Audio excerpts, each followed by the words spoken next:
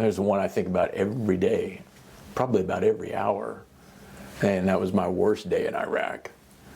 And it was the one patrol where I know it wasn't my patrol to start out. I wasn't the patrol commander. I wasn't the patrol leader. But I feel responsible because I didn't say something to my company commander before we did it. But it was the one patrol where we actually lost. I'd been on patrols where we'd taken casualties before, but I hadn't lost anybody KIA. And that one was a bad one. So we were, there was an effort underway during the Sunni reawakening in '07 where we were trying to, we being ISAF, not ISAF, I forgot what the coalition acronym was for forces in Iraq. Maybe it was ISAF.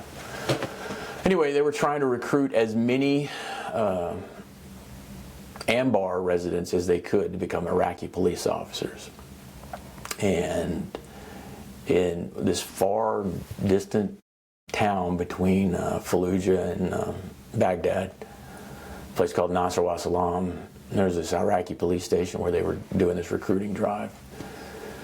And we would take these potential recruits from Nasr back into Baghdad. Anyway, our guys ended up setting up a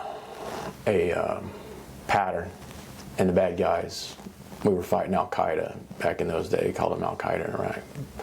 AQI was watching what we were doing. They noticed the timing, when we would leave, when we would go in, what the force structure looked like, what the patrol structure looked like. And in this particular day, they set us up for a suicide VBID, a vehicle-borne improvised explosive device.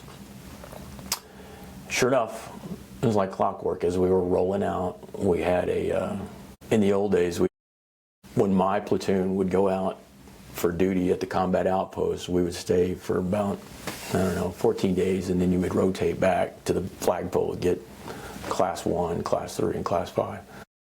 This particular op, we'd loaded up a bunch of recruits in these little white vans, and there were only 3 Victors, 3 vehicles, U.S. vehicles. And so we had my company commander, the company skipper, he was in an 1114 up on the front, and then we had another truck that were the guys we called the Fisters. That was a little artillery element, forward observer element in the second truck, and then my guys in my truck, and we were just going to escort them back. I'd already sent my platoon.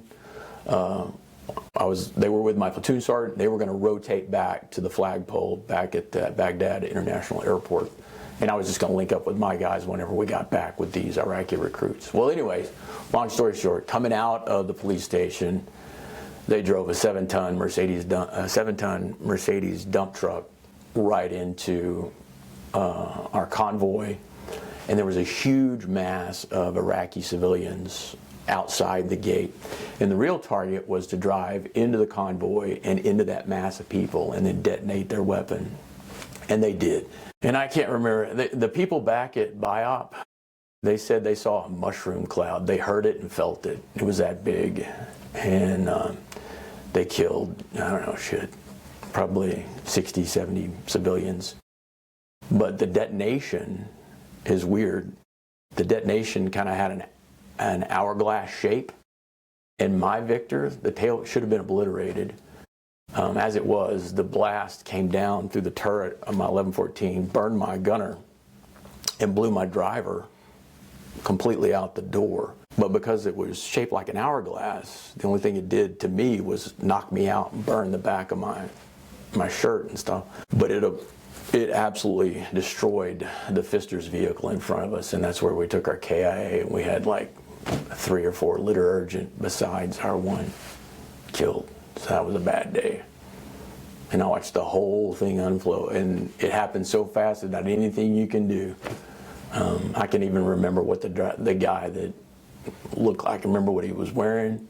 I watched him shifting gears and everything.